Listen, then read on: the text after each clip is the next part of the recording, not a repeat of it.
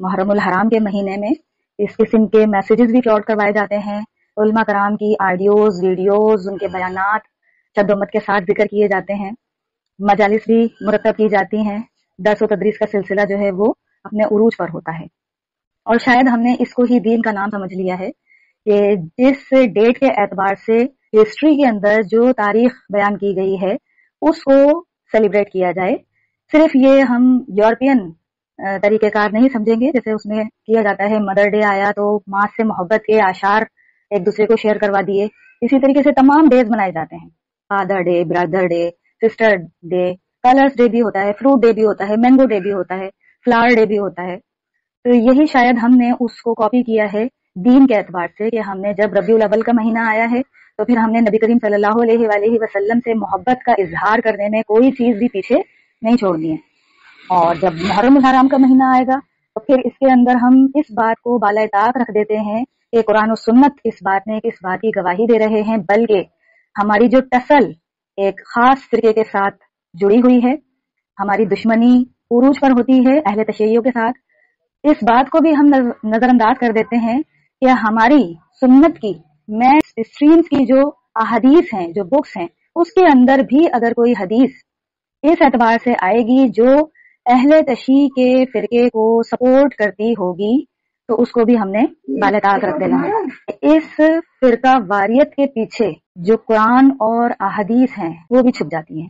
یہ بہت بڑا ظلم ہے.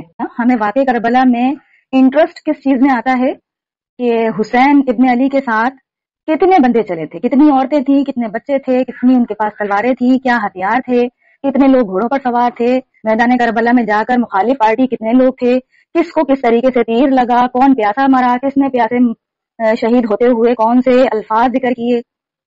یہ چیزیں ہمارے لیے انٹرسٹ کی رہ گئی ہیں اور میں سمجھتی ہوں شاید یہ سنتوں کے ساتھ، احادیث کے ساتھ بہت بڑا کھلواڑ کیا گیا ہے ہمیں سچائی سے دور رکھنے کے لیے. حقیقت بات ہے کہ اس کے یہ جو فلمائی انداز ہوتا ہے، ڈرامائی انداز ہوتا ہے، اس کے اندر جو حقیقت ہوتی ہے نا وہ بہت پیچھے رہ جاتی ہے. بلکہ جس کے اندر مرچ مسالہ لگا کر اس کو ذکر کیا جائے تو وہ چیز بہت مشہور ہو جاتی ہے، ڈومیننٹ ہو جاتی ہے اور اس کو ہی پھر ہم اپنا عقیدہ بنا لیتے ہیں. کہ اہل تشیع میں اگر ان کے اصول محدثین پر وہ حدیث صحیح بھی ثابت ہوتی ہو، لیکن اگر وہ حدیث اہل سنت کے مقدمے کو سپورٹ کرتی ہے تو پھر اہل تشیع نے اس کو رد کر دینا ہے، اس کو نہیں ماننا ہے پھر.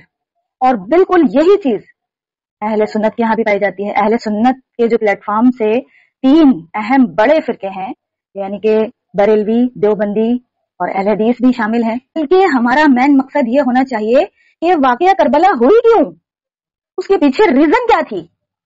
نبی کریم صلی اللہ علیہ وآلہ وسلم کے اس دنیا سے رخصت ہونے کے 50 سال بعد نبی علیہ السلام کے پورے خاندان کو ذبح کر دیا گیا.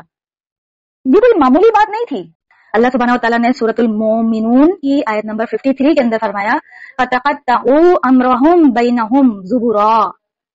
جب اگلے انبیاء آتے تھے اور پھر وہ جب دنیا سے رخصت ہو جایا کرتے تھے، اس کے بعد ان کے جانے کے بعد ان کے جانشین ایسے آ جاتے تھے کہ ان کے دین کو ٹکڑے ٹکڑے کر دیا کرتے تھے، اس کو فرقے میں بانٹ دیا کرتے تھے.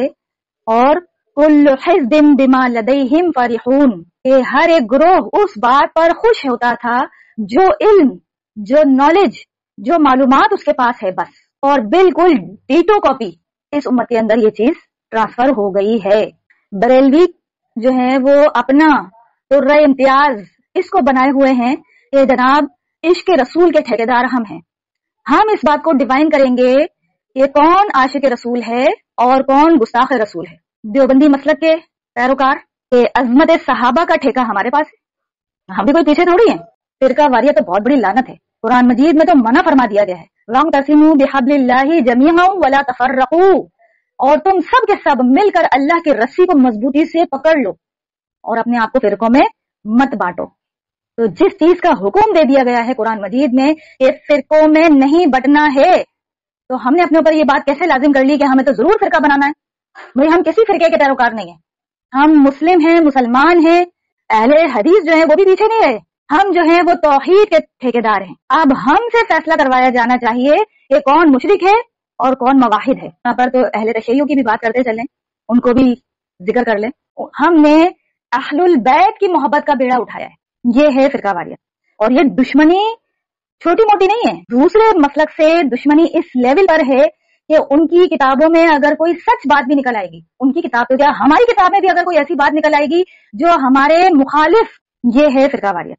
اور یہ دشمنی چھوٹی موٹی نہیں ہے. دوسرے مسلک سے دشمنی اس لیول پر ہے کہ ان کی کتابوں میں اگر کوئی سچ بات بھی نکل آئے گی، ان کی کتاب تو کیا ہماری کتاب میں بھی اگر کوئی ایسی بات نکل آئے گی جو ہمارے مخالف فرقے کو سپورٹ کرتی ہوگی تو ہم اسے ریجیکٹ کر دیں گے. یہ ہے دشمنی کا لیول. اب یہ جو حدیث قصہ میں بتا رہی ہوں صحیح مسلم شریف کی حدیث مبارکہ ہے، اور اس کی راویہ جو ہے نا وہ میری امی سیدہ عائشہ رضی اللہ تعالی عنہا ہے کہ ایک دن نبی کریم صلی اللہ علیہ وآلہ وسلم اپنے گھر سے اس حال میں برآمد ہوئے کہ آپ علیہ السلام نے کالے رنگ کی چادر اوڑھی ہوئی تھی، منقش چادر، کیونکہ وہ جو نعت ہے نا ہمارے یہاں بڑی مشہور کالی کملی والے، تو وہ بھول جاتی ہے ان لوگوں کو اس وقت جب وہ یہ پڑھا رہے ہوتے ہیں کہ کالا رنگ جہنمیوں کو لباس ہے، نعوذ باللہ. اور پھر آپ صلی اللہ علیہ وآلہ وسلم نے دیکھیں کتنا غیر معمولی واقعہ وہاں پر رونما ہوا. کہتی ہیں کہ اتنے میں حسین ابن علی آئے. نبی صلی اللہ علیہ وآلہ وسلم نے ان کو اپنی چادر کے نیچے لیا. پھر اس کے بعد حسن ابن علی آئے، ان کو بھی آپ علیہ السلام نے اپنی چادر کے نیچے لیا. پھر اس کے بعد سیدہ فاطمہ رضی اللہ تعالی عنہا جنتی عورتوں کی سردار وہ داخل ہوئی. نبی صلی اللہ علیہ وسلم نے اپنی بیٹی کو بھی، سیدہ فاطمہ کو بھی اس چادر کے نیچے لیا. پھر اس کے بعد علی ابن ابی طالب آئے، اور پھر آپ علیہ السلام نے اپنے داماد، اپنے چچا زاد بھائی، اپنے بیٹوں کی مانند حضرت علی رضی اللہ تعالی عنہ کو بھی اس چادر کے نیچے لے لیا. دیکھیں یہ سارا واقعہ جو ہے نا یہ غیر معمولی واقعہ، یہ بڑے سے بڑا محبت کرنے والا بھی اپنی اولاد کے ساتھ اس طرح محبت کا اظہار نہیں کرتا.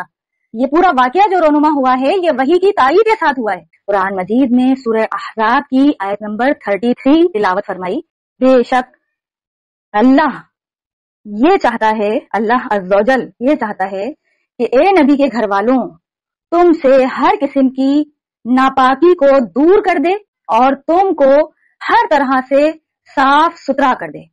کہ کوئی یہ پوچھ سکتا ہے کہ امی عائشہ بھی تو اہل البیت میں سے ہیں، اور یہ آیت امہات المومنین کے لیے ہی نازل ہوئی ہے سورہ احزاب میں.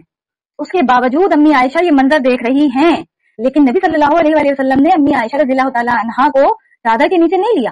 کہا جاتا ہے کہ کربلا کو ڈسکس کرنا ہی حرام ہے، اور پھر کہا جاتا ہے کہ ایسے ایسے لوگوں کے نام سامنے آ جائیں گے کہ جن کے حوالے سے اگر آپ نے ان کی کوتاہی کو ذکر کیا تو بڑے لیول کی گستاخی ہو جائے گی. ولیعوذ باللہ تعالی. ایسا کون سا دین ہے جو نبی صلی اللہ علیہ وآلہ وسلم کے گھر والوں کو 50 سال کے اندر اندر ذبح کر دیتے ہیں ظلم کے ساتھ، اور ان کی سچائی کو بیان کرنا یہ کوئی گستاخی ہے؟ لیکن ان کی نظر میں گستاخی ہے کیونکہ ان کا مقدمہ کمزور ہو رہا ہے نا. دوسرا بھی پلیٹ فارم ہے، وہاں سے جب کبھی کربلا کی بات کی جائے تو پھر وہ یہ جواب دیتے ہیں کہ کربلا کے اوپر ایمان لانا یا نہیں لانا یا اس کے حوالے سے کسی کو معصوم اور کسی کو ظالم سمجھنا یہ ہماری آخرت کا فیصلہ نہیں کر رہا، یہ کوئی ایمان کا حصہ نہیں ہے، یہ کوئی نبی علیہ السلام کی تعلیمات نہیں ہے. بھائی یہ تو نبی علیہ السلام کی دنیا سے رخصت ہونے کے 50 سال کے بعد رونما ہوا ہے، تو اس کو ذکر کرنا، اس کے اوپر ایمان لانا یا اس کے حوالے سے کوئی عقیدہ رکھنا یہ تو کوئی بنیادی بات ہی نہیں ہے، یہ تو فروع کا مسئلہ ہے، عقیدہ کا تو کوئی مسئلہ کوئی نہیں ہے. یہ بھی بہت بڑا ظلم ہے. یہ نبی کریم صلی اللہ علیہ وآلہ وسلم نے اپنی مبارک زندگی میں ارشاد فرمائی ہیں. جو بھی جملہ، جو بھی حدیث، جو بھی عمل آپ صلی اللہ علیہ وآلہ وسلم کر رہے ہیں، حکم دے رہے ہیں، فرما رہے ہیں، انذار دلا رہے ہیں، وہ تو ہماری ایمانیات کا حصہ ہے نا. اس بات پر تو ہمیں یقین ہونا چاہیے. 18 ذوالحجہ کو 10 ہجری کے اندر اپنے حجۃ الوداع کے واپسی پر خوم نامی گاؤں میں پانی کے لیے پڑاؤ کیا، اور وہاں پر آپ صلی اللہ علیہ وآلہ وسلم کے لیے اونٹ کے پالان کا منبر بنایا گیا، اور وہاں پر آپ صلی اللہ علیہ وآلہ وسلم نے بہت فصیح اور بلیغ خطبہ دیا ہے. زید ابن ارقم جو ہیں اس حدیث کے راوی ہیں، اور وہ اس موقع پر بیان کر رہے ہیں جب زید ابن ارقم کو چند تابعین ملنے کے لیے آتے ہیں. بنو امیہ کا دور چل رہا ہے، یعنی کہ اہل البیت میں سے علی ابن ابی طالب کو منبر پر سے گالیاں دی جا رہی ہیں. اس موقع پر جب تابعین آتے ہیں زید ابن ارقم کے پاس اور وہ کہتے ہیں کہ جناب آپ تو نبی صلی اللہ علیہ وآلہ وسلم کے صحبتی یافتہ صحابی ہیں، آپ نے نبی علیہ السلام کا زمانہ پایا ہے، آپ نے نبی علیہ السلام کو اٹھتے بیٹھتے اور قرآن و سنت بیان کرتے ہوئے پایا ہے، آپ نے نبی علیہ السلام کے ساتھ مل کر جنگ و قتال کیا ہے، जिहाद में हिस्सा लिया है, आप हमें नबी सल्लल्लाहु अलैहि वसल्लम की कोई खास वसीयतें नसीहतें सुनाएं। तो उस मौके पर ज़ैद इब्ने अरकम ढूंढ कर ऐसी हदीस लेकर आए हैं कि जिससे बनु उमैया जो हरकतें कर रही थी उसका चेहरे पर से नकाब उतारा गया है। खास तौर पर शाम के और मदीना के लोग रह गए थे, वहां पर आप सल्लल्लाहु अलैहि वसल्लम ने उन ही लोगों को तंबीहा करने के लिए ये कंक्लूडिंग खुतबा दिया है। वहां पर सही मुस्लिम शरीफ की हदीस का जिक्र कर रही हूँ यहाँ पर, और फरमाया, ए लोगों आगाह हो जाओ, मैं भी एक इंसान हूँ, करीब है अल्लाह का कासिद यानी कि मौत का फरिश्ता आए मेरे पास और मैं उसकी दावत को कबूल कर लूं। मेरे बाद मैं तुम में दो भारी चीजें छोड़कर जा रहा हूँ। पहली चीज उसमें से कुरान है, अल्लाह की किताब है, इसमें हिदायत है, इसमें नूर है, ये अल्लाह की रस्सी है। फिर उसके बाद ज़ैद इब्ने अरकम कहते हैं, नबी सल्लल्लाहु अलैहि वसल्लम हमें तरगीब दिलाते रहे, अल्लाह की किताब, अल्लाह की किताब, अल्लाह की किताब। मतलब अल्लाह की किताब के ऊपर पैरवी करने की तरगीब मुसलसल आप सल्लल्लाहु अलैहि वसल्लम करते रहे। फिर उसके बाद और मेरी दूसरी भारी चीज मेरे अहलुल बैत हैं, मैं अपने अहलुल बैत के मामले में तुम्हें अल्लाह का खौफ दिलाता हूँ, यानी कि मेरे अहलुल बैत के साथ उसने सुलूक करना, उनको जालिम बनकर कत्ल ना कर देना, यही तो फरमा रहे हैं आप सल्लल्लाहु अलैहि वसल्लम। और जुल्म की इंतहा देखें कि इस उम्मत ने नबी सल्लल्लाहु अलैहि वसल्लम के इस हुक्म का बिल्कुल उलट किया, बिल्कुल खिलाफ चली है उम्मत इसके, ना कुरान मजीद को पकड़ के रखा, उसके अहकामात की पैरवी की, कुरान को बिल्कुल पसे पुश्त डाल रखा है, नबी अलैहि सलाम की उस तरगीब को भुला बैठे हैं। और देखें अहलुल बैत को छोड़ा नहीं, जबकि नबी सल्लल्लाहु अलैहि वसल्लम कह रहे हैं मैं अपने अहलुल बैत के मामले में तुम्हें अल्लाह का खौफ दिला रहा हूँ, उनके साथ उसने सुलूक से पेश आना, मेरे बाद उनके साथ जुल्म ना करना। लेकिन देखें क्या किया हाल इस उम्मत ने। और नबी सल्लल्लाहु अलैहि वसल्लम करबला में यह वाकया पेश आने की पेशन गोई अपनी मुबारक जिंदगी में देकर जा रहे हैं। सही मुस्लिम शरीफ की हदीस मुबारका के अल्फाज हैं, उसका मफहूम बयान कर रही हूँ कि आप सल्लल्लाहु अलैहि वसल्लम ने हुसैन इब्ने अली को रज़ियल्लाहु ताला अन्हो को अपनी गोद में उठाया हुआ है और आप अलैहिस्सलाम ज़ारो कतार रो रहे हैं। अब आप अलैहिस्सलाम का रोना मुबारक जिंदगी में ये गम हुसैन है, आप अलैहिस्सलाम को उस गम ने ज़ारो कतार रोने पर मजबूर कर दिया है। अली इब्ने अबी तालिब आते हैं और आप सल्लल्लाहु अलैहि वसल्लम की हुजूर पेश करते हैं, या अल्लाह के रसूल मेरी जान आप पर कुर्बान, आपको किसने ज़ारो कतार रोने पर मजबूर कर दिया? तो नबी करीम सल्लल्लाहु अलैहि वसल्लम फरमाते हैं कि अभी अभी मेरे पास जिब्राइल अलैहिस्सलाम आए थे और उन्होंने मुझे बताया है कि मेरा ये बेटा जिससे मैं इतना लाड कर रहा हूँ, इसको एक वक्त आएगा कि फरात, दरिया फरात के किनारे करबला के मैदान में जालिमाना तरीके से शहीद कर दिया जाएगा। तो ये नबी सल्लल्लाहु अलैहि वसल्लम की पेशनगोइयां और आप अलैहिस्सलाम का ज़ारो कतार रोना ये कोई मामूली बात नहीं है, ये हमारे ईमान का हिस्सा है।